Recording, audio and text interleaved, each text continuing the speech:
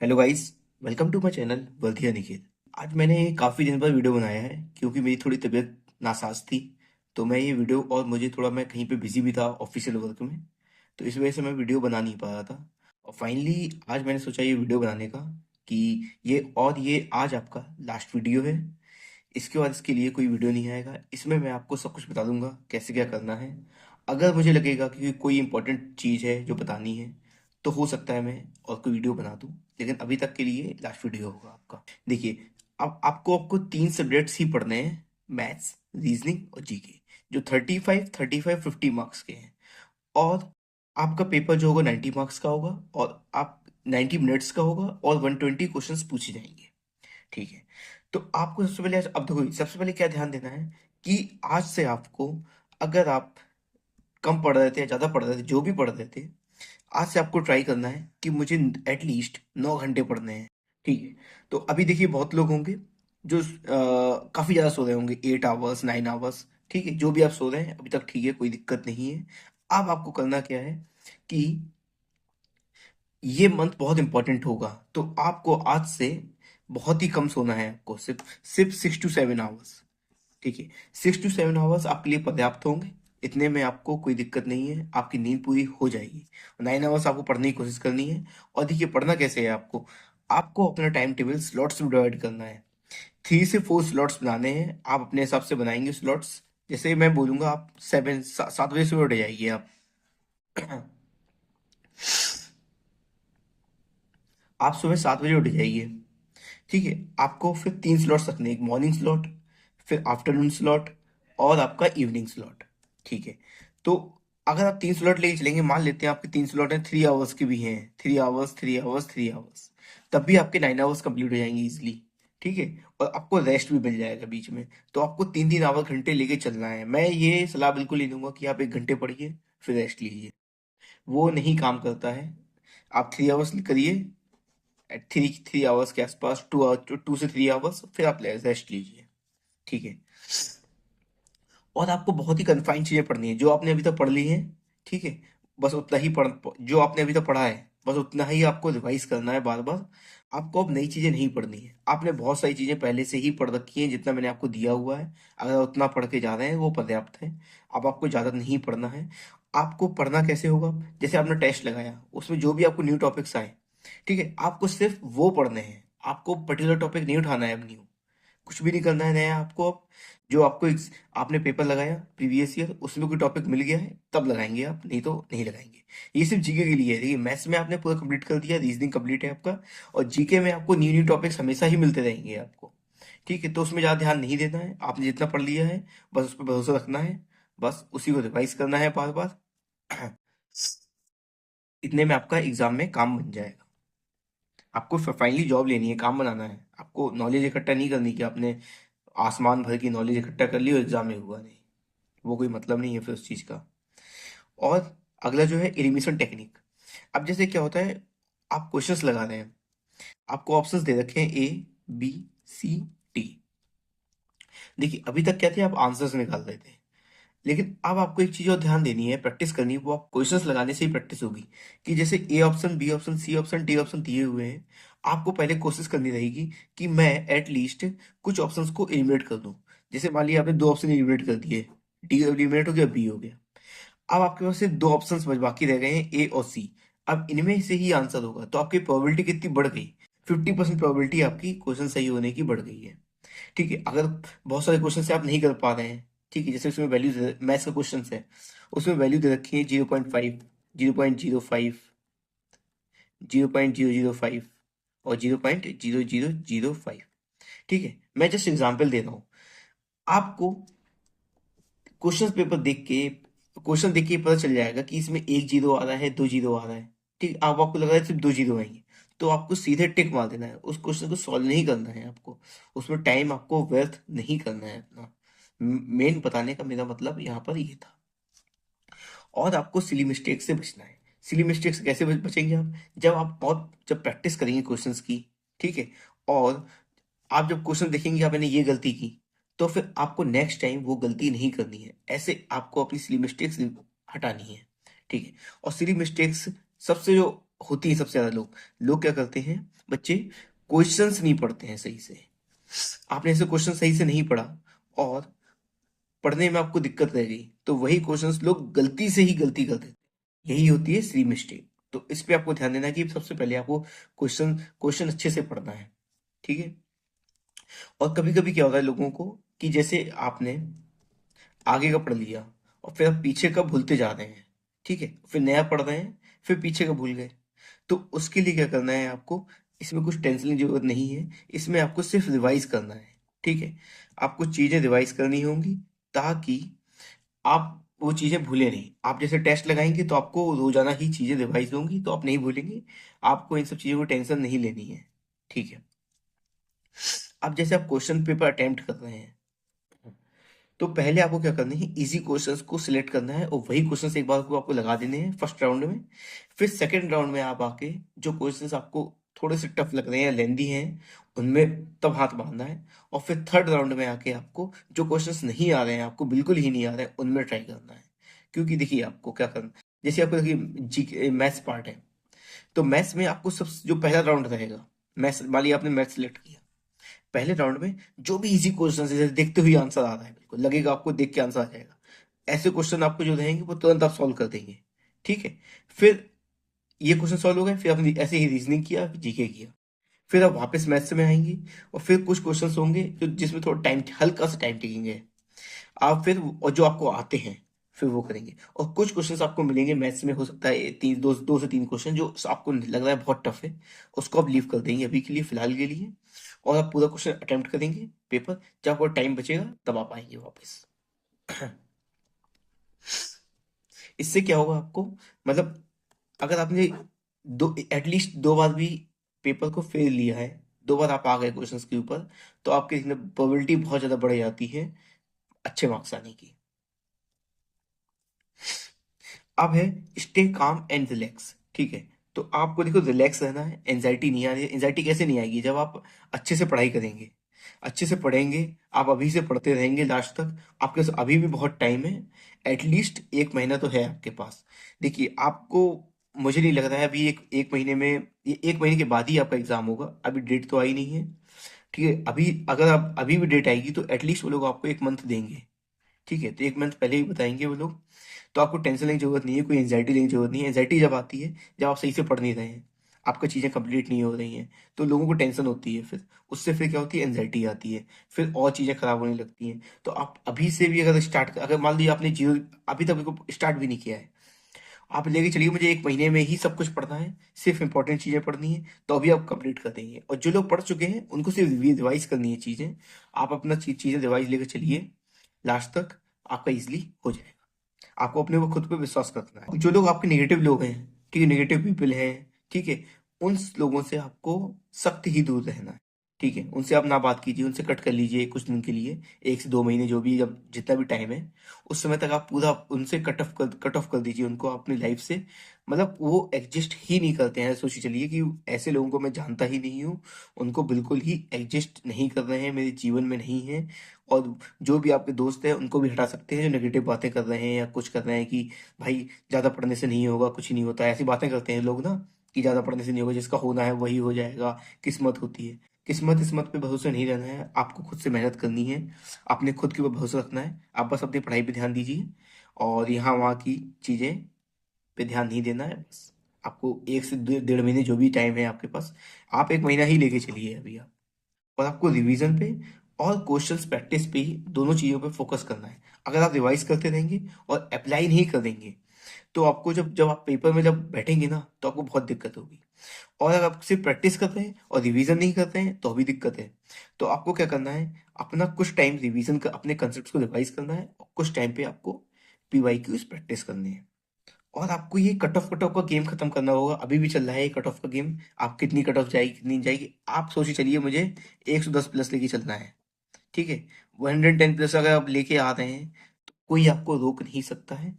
ठीक है, अब 110 बहुत अच्छा मार्क्स है, सब बच्चे नहीं ला पाएंगे इतने मार्क्स। ठीक है, मुझे तो नहीं लगता है कि लोग जैसे यूट्यूब में बोल रहे हैं कि 115 लाइए, इतने लाइए। आप अपना टारगेट 100 प्लस, 110 प्लस लेके चलिए, आप सेफ है। 110 में बिल्कुल सेफ है, टेंशन की जरूरत नहीं है बिल्कुल भी। और 110 आसानी से लाया जा सकता है। ठीक है, आपको मैथ्स में लाने हैं पूरे 35, रीजनिंग में 35, ठीक है, आप जीके में 40, 110 आपका बन गया। ठीक है, इतना तो आराम से ला सकते हैं आप। मैथ्स रीजनिंग में लोग लाते हैं 70 मार्क्स, 70 आएंगे लोगों के, बहुत लोगों के आएंगे, ऐसा मत सोचिए नहीं आएंगे लोगों के। जो भी डिस्ट्रैक्शंस हैं आपके, उनसे दूर रहना पड़ेगा। जैसे आपके जो भी हैं, आपके दोस्त हैं, फ्रेंड्स हैं, आप या फिर रील्स देख रहे हैं, इंस्टाग्राम चला रहे हैं, फेसबुक चला रहे हैं, जो भी आप काम कर रहे हैं, आपको कुछ दिन के लिए सबसे आप दूर बिल्कुल बिल्कुल कट ऑफ हो जाएगी। सिर्फ आपको पढ़ाई पे ध्यान देना है। आप सोचिए सिर्फ स्टडी पे ध्यान देना है। मुझे ये मेरा सोच ऐसे सोच चलिए कि ये मेरा लास्ट एग्जाम है। ठीक है, इसी में मेरे को जॉब लेनी है बस। ये आपको टारगेट लेके चलना है, जॉब है, और सब कुछ आपको छोड़ देना है कुछ दिन के लिए। और आप ये सोच चलिए कि मेरा 10 तारीख को एग्जाम है, 10 सितंबर को, और उस हिसाब से ही आपको पूरा रिवीजन, टेस्ट, पीवाईक्यू सब कुछ लगाना है आपको।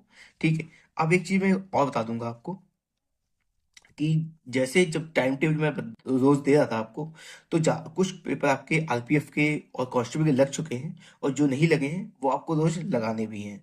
और देखिए आपको लगाने कैसे हैं, इसके बता देता हूँ कैसे लगाना है। आपको एटलीस्ट कोशिश करिए कि एटलीस्ट 2 पेपर्स आप रोज लगा रहे हैं। ठीक है, फुल लेंथ टेस्ट लगाने हैं आपको, हाफ नहीं देना है। 2 फुल लेंथ तो आपको मिनिमम लगाने ही है। जब ये लग जाएंगे तो आप जितने लगा पा रहे हैं एक दिन में, 3 4, क्योंकि वहीं से आपको पीवाईक्यूज की प्रैक्टिस भी करनी है। देखिए, और आपको करना क्या है, एक टेस्ट आप रोज पूरा देंगे, एक टेस्ट आप रोज फुल देंगे। ठीक है, और उसके बाद जितने भी आप टेस्ट दे रहे हैं, फुल लेंथ जो टेस्ट दे रहे हैं, उनको डायरेक्टली आप सबमिट करेंगे और उनके क्वेश्चन सॉल्व करना स्टार्ट कर देंगे। ठीक है, और जब आपको ऐसे ही पूरे करने हैं, आरपीएफ के करने हैं, कांस्टेबल के करने हैं, और जो भी दूसरे एग्जाम्स हैं रेलवे के, वो सारे ही कंप्लीट करने हैं आपको। ठीक है, एनटीपीसी हो गया, ठीक है, और भी एग्जाम्स हैं, उन सभी एग्जाम्स को पूरा कंप्लीट करके ले जाना है आपको। पूरा उस समय तक कंप्लीट होने चाहिए आपके, और इजीली 1 महीने के अंदर हो जाएंगे। और आप इसमें रिवाइज भी कर लेंगे, 2 बार लग जाएंगे, आराम से आपके लग जाएंगे। ठीक है, उसके बाद आपको कंसिस्टेंसी बना कर रखनी है। ठीक है, और कमिटमेंट से आपको पढ़ाई करनी है बिल्कुल। और आपको छोटी सी आप डायरी बना दीजिए। उसमें आपको क्या करना है, डेली का जो टास्क है, आपने जो आपने पढ़ा है, उसको आप लिखते जाइए कि मैंने ये पढ़ा है, ये चीजें मैंने पढ़ ली आज।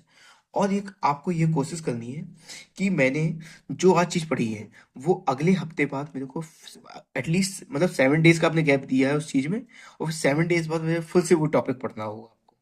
ठीक है, तो इससे क्या है, आपको चीज भूलेंगे नहीं, आपको रिवीजन में चलती रहेंगी चीजें, कि हर हफ्ते, एक हफ्ते बाद आपके टॉपिक वो वापस आना चाहिए जो आपने पढ़ा है। ठीक है, आपका यहाँ तक ये हो गया। अब उसके बाद देखिए आप क्या है, जीके में आपके देखिए ये सब्जेक्ट्स थे, history, polity, geography, economy, physics, chemistry, biology, environment, static GK, railway, current affair. तो इतने टॉपिक्स थे। आपने देखिए हिस्ट्री कंप्लीट कर ली, पॉलिटी, ज्योग्राफी, इकोनॉमिक्स, ये सब सभी आपने कंप्लीट कर दिए हैं। और अगर जिसने वीडियो नहीं देखी, आप पुरानी वीडियो देखिए, उसमें आप देखेंगे सब मैंने बताया कैसे क्या करना है आपको। आपका रेलवे और करंट अफेयर बाकी है। अभी के लिए आप रेलवे नहीं पढ़ना है। या रेलवे कब स्टार्ट करना है, जब आपकी डेट आ जाएगी एग्जाम की। ठीक है, अभी देखिए आपको क्या करना है। आपको ये सब चीजें आप पूरी कर चुके हैं। अब आपको मेनली आज से आप करंट अफेयर स्टार्ट करेंगे। ठीक है, तो करंट अफेयर में आपको 2 टाइप से करंट अफेयर पढ़ने होते हैं। एक होता है मंथली करंट अफेयर, और एक होता है टॉपिक वाइज। ठीक है, तो अब मंथली क्या आपको करना है, स्टार्ट करना है आपको जनवरी से। जनवरी 2024 से स्टार्ट करना है। जनवरी, फरवरी, मार्च, अप्रैल, मई, जून, जुलाई, और अब जो भी आगे आएगा वो आप करते जाएंगे। ठीक है, आपको आरपीएफ के लिए 1 साल का कंप्लीट करके जाना रहेगा पूरा करंट अफेयर। ठीक है, मंथली करेंगे। और कुछ टॉपिक्स आपको बहुत इंपॉर्टेंट होते हैं, जिनकी आपको यूट्यूब में वीडियोस मिल जाएंगे, उन टॉपिक्स को आप अलग से पढ़ेंगे, और सिर्फ ये सब चीजें आपको यूट्यूब से ही पढ़नी है। ठीक है, पहले आप क्या करेंगे, इसको यूट्यूब से पढ़ेंगे, करंट अफेयर को। देखिए, करंट अफेयर आपको कहाँ से पढ़ना होगा, ये आपको 2 चैनल मैं बोल दूंगा। एक है आपका स्टडी आईक्यू, और दूसरा है आपका इंडोलोगस। ये दोनों चैनल ही बेस्ट हैं, इनसे अच्छा कुछ भी नहीं मिलेगा आपको, मेरे हिसाब से पूरे यूट्यूब में नहीं मिल पाएगा। और इंडोलोगस अगर स्टडी है कि दोनों आप कंप्लीट, दोनों से कंप्लीट करिए आप। ठीक है, और इनके देखिए एक मंथली वीडियो 1 घंटे का है, 1 आवर का वीडियो है, कोई ज़्यादा नहीं होता है इसका। इंडोलोगस का 1 घंटे का रहेगा। स्टडी आई को आप देख लेंगे कितनी देर का है। ठीक है, तो सबसे पहले मेरे हिसाब से आप इंडोलोगस से करिए, जैसे आपने जनवरी का कंप्लीट किया इंडोलोगस से। ठीक है, और फिर आप वही जनवरी का आप स्टडी आई से कर लीजिए। ऐसे ही करके आप फरवरी इससे करिए, फिर इंडोलोगस से, फिर इससे कर लीजिए। और इसमें इंडोलोगस में टॉपिक वाइज भी दिए हैं कुछ टॉपिक्स, उनको भी आपको देखना रहेगा। जब आपका ये कंप्लीट हो जाएगा, फिर उसके बाद ज़्यादा टाइम नहीं लगेगा आपको ये सब करने में। आपको डेली एक वीडियो करिए आप करंट अफेयर का। बस आपको चीज़ें देखिए, याद नहीं करनी है करंट अफेयर में, आपको बस सिर्फ देखना है। फिर उसके बाद आपको और कुछ भी लिखना नहीं है, करंट अफेयर में लिखना नहीं है, नोट्स भी नहीं बनाने हैं आपको। आप ये पूरा कंप्लीट करिए। उसके बाद आपको क्या करना है, मैगजीन लेके आनी है। कोई सी भी आप मैगजीन उठा सकते हैं, ठीक है। और मेरे हिसाब से आप एजुटेरिया के लेके आइए, ठीक है। ये मेरे हिसाब से ये बेस्ट मैगजीन है। पूरा एग्जाम मेरे हिसाब से इससे फंस जाएगा आपका आराम से। कोई एक मैगजीन पढ़िए, आपको 10 मैगजीन पढ़ने की जरूरत नहीं है। आप एजुटेरियल लाइए, पूरा इसको 1 से 2 दिन में पूरा खत्म कर दीजिए। कोशिश करिए एक दिन में पूरा, सुबह से उठ के जितना टाइम लगा था शाम तक खत्म करिए, रात तक। एक दिन में पूरी खत्म करनी है फिर आपको, ठीक है। पहले लेकिन आपको ये खत्म करने हैं, जल्दी से करिए आप। एक एक घंटे के पहले आप इंटरलोगस के, या फिर ऐसे कर सकते हैं इंटरलोगस के, जनवरी फरवरी मार्च अप्रैल मई जून जुलाई अगस्त तक देख लीजिए, जितना भी आपका अगस्त आ जाएगा उस समय तक। जुलाई चल रहा है ना, अगस्त का भी वीडियो नहीं आए होंगे आपको, जुलाई तक के आए हैं अभी, ठीक है। तो आप ये यहाँ तक के पढ़िए, और फिर जाइए अपनी ये करंट अफेयर लेके आइए, उसको पढ़िए। और फिर आपको वापस वीडियोस देखने हैं, ठीक है। जो चीज़ें आपको इंपॉर्टेंट मिलेंगी, आप जो लग रहा है कि मेरी इसमें बुक में नहीं दी हुई है और इंपॉर्टेंट एग्जाम में आ सकती है, आप अपनी मैगजीन में ही लिख लीजिए, कहीं पे भी ऊपर नीचे आए दाएं आजू बाजू जहाँ लिखना है वहाँ लिख लीजिए। कोई नोट्स नहीं बनाने हैं, आपको चीज़ें याद रहती हैं, नहीं भूलते हैं करंट अफेयर। वहाँ पे आपको ऑप्शंस आएंगे, आपको टिक मारना रहेगा, ठीक है। तो आपको सिर्फ करंट अफेयर में ये इतना करना है। इतना करके जाएंगे तो आपका पूरा करंट अफेयर कंप्लीट है। और करंट अफेयर काफी इजी पार्ट होता है, कोई टफ पार्ट नहीं है, ये सबसे इजीएस्ट पार्ट है ये आपका। बहुत इजी होता है इसमें मार्क्स लाना करंट अफेयर में। अगर आप पढ़ के जाएंगे आराम से आपके मार्क्स आएंगे। देखिए आपको एक चीज पे और ध्यान देना रहेगा कि अब जैसे आप मैथ्स आप कैसे कर रहे हैं। देखिए मैथ्स के लिए एक आपके पास बुक हो गई, जो भी बुक है, वाईसीटी है, या फिर आपके पास जो भी है आपके पास बुक, ठीक है। किरण किरण भी बुक है, जो भी बुक है आपके पास, वहां से आप मैथ से रोज उस बुक से क्वेश्चंस लगाने हैं। और आपको रीजनिंग के लिए कोई भी बुक फॉलो नहीं करनी है। जो आप फुल लेंथ टेस्ट देंगे उसी में रीजनिंग से रोज आपका कवर हो जाएंगे 35 क्वेश्चंस, बस वो इनफ है।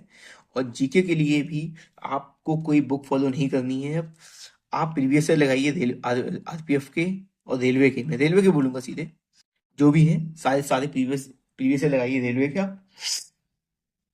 हाँ, थोड़ा मेरा तबीयत सही नहीं है, तो आप रेलवे के सभी आप वहां से क्वेश्चंस लगाते रहेंगे। उसको जल्दी से कंप्लीट करिए, ठीक है। पूरे पीवाईक्यूज जितने भी एग्जाम्स हुए हैं रेलवे के, और फिर वापस उनको लगाइए। बस वहीं से आपको और ये कहाँ से लगाने हैं, आपको टेक्स्ट बुक से, ठीक है। कोई बुक को लेने की जरूरत नहीं है, सब आपका यहीं से हो जाएगा टेक्स्ट बुक से, बल्कि ज़्यादा बेटर रहता है लगाने में, ठीक है। आपके देखिए 90 मिनट्स में। और एक चीज़ ध्यान देनी है, ये बहुत लोग ऐसा सोचते हैं, इसलिए मेरे को ये टॉपिक बोलना पड़ा ये वाला। देखिए 90 मिनट्स में आपको 120 क्वेश्चन करने हैं, तो आपको देखिए बहुत कम टाइम में आपको 120 क्वेश्चन करने होंगे। तो इससे क्या पता चल रहा है, जो पेपर का लेवल होगा बहुत ज़्यादा हार्ड नहीं आएगा, ठीक है। ज़्यादा से ज़्यादा आपका लेवल जो होगा वो इजी से एवरेज ही रहेगा, ठीक है। हार्ड हार्ड अगर आएगा भी तो दूसरे बच्चे भी नहीं कर पाएंगे, और हार्ड आया तो लोग क्वेश्चंस ही अटेम्प्ट नहीं कर पाएंगे इतने कम टाइम पे। तो इससे पेपर जो है आपका इजी से मॉडरेट लेवल का ही रहेगा, मॉडरेट से ऊपर नहीं जाएगा। तो आप इसकी चिंता करना छोड़ दीजिए। जो लोग क्वेश्चंस बहुत टफ टफ क्वेश्चंस लगा रहे हैं, उसका कोई यूज नहीं आएगा आपके एग्जाम में। आप इजी और मॉडरेट क्वेश्चंस में फोकस करिए, आपको टफ क्वेश्चंस पे फोकस नहीं करना है, ठीक है। तो मुझे बस यही चीजें बतानी थी, और मैंने ही आपको ये सब बता दिया है, ताकि अब आपको अपनी स्ट्रेटेजी खुद से ही बनानी रहेगी, कैसे पढ़ना है। आपको डायरी मेंटेन करिए, उसमें सब कुछ अपना लिखिए, रोज का लिखिए। और जो आपने डे 1 में पढ़ा है वो आपका डे 8 में फिर से रिवीजन होनी चाहिए, उन सब चीजों का, उन सब टॉपिक्स का, ठीक है। और आप जब टेस्ट लगाएंगे तो टेस्ट से ही हो जाएगा वैसे रिवीजन आपका। और जो टेस्ट में आपके टॉपिक्स आए हैं उनको आप जाके अपने नोट्स से रिवीजन कर लेंगे। आपके देखिए अभी तक आपने क्या किया है, लॉन्ग नोट्स बनाए हैं, हिस्ट्री की लॉन्ग नोट्स हैं, पॉलिटी की लॉन्ग नोट्स हैं, आपके पास शॉर्ट नोट्स नहीं है, ठीक है। अब देखिए आपने काफी पढ़ लिया है, काफी क्वेश्चंस लगा लिए हैं, तो अब आपको पता चल चुका है अभी कि हिस्ट्री में क्या टॉपिक्स इंपॉर्टेंट हैं, और जो पॉलिटी में क्या इंपॉर्टेंट है क्या इंपॉर्टेंट नहीं है। अब आपको देखिए करना क्या है। ऐसा नहीं कि सिर्फ लगाने यही आप इस नोट्स बनाने ही बैठ गए, नोट्स नहीं, ऐसा नहीं कि बैठना नहीं है बनाने। आपने टेस्ट पेपर लगाया, अब आपके पास टाइम थोड़ा बाकी है, तो आपने क्या किया, आपको हिस्ट्री के 3 to 4 पेजेस में पूरे नोट्स बनाने हैं। और ऐसा नहीं है कि आप लिखते चले गए और पूरा पूरा छाप लिया, नहीं। जो एग्जाम के लिए बहुत ज़्यादा इंपॉर्टेंट चीज़ें हैं या जो भूल जाते हैं आप, बस उनको आप A4 साइज में 2 से 3 पेज में उतना ही लिख लीजिए, उसी में छोटा छोटा करके वहीं पे सब लिख लीजिए। बस आपको क्या करना रहेगा, वो फिर हिस्ट्री के नोट्स आपके जो बन जाएंगे 2 से 3 पेज के, वो ऐसे ही पॉलिटी ज्योग्राफी, ठीक है, जो से बहुत, देखिए आपके ज्योग्राफी के नोट्स आपके बन चुके हैं, आपने जो बनाना सब बन चुका है। अब आपको शॉर्ट नोट्स बनाने हैं, जो बहुत ज़्यादा इंपॉर्टेंट चीज़ें हैं, ठीक है, उनको ही आप उसमें लिख लीजिए, ताकि आपको 15 मिनट्स में या 1 घंटे के अंदर पूरी ज्योग्राफी रिवीजन हो जाता है।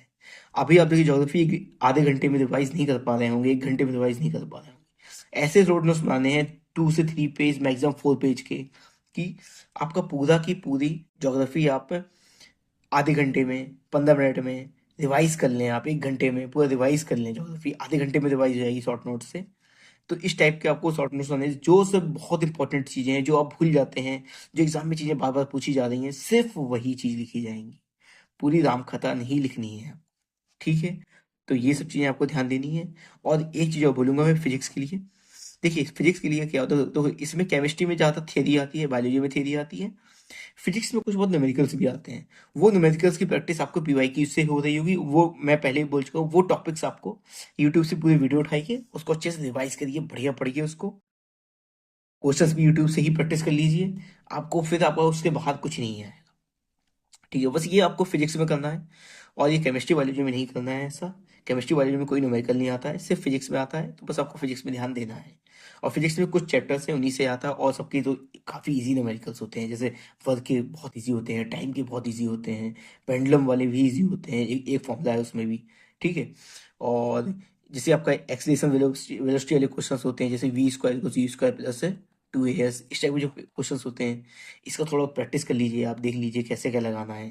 कि आईपीएफ में क्या है कि न्यूमेरिकल्स पूछ लेते हैं फिजिक्स से, तो बस आपको ये सब चीज़ें ध्यान देनी है।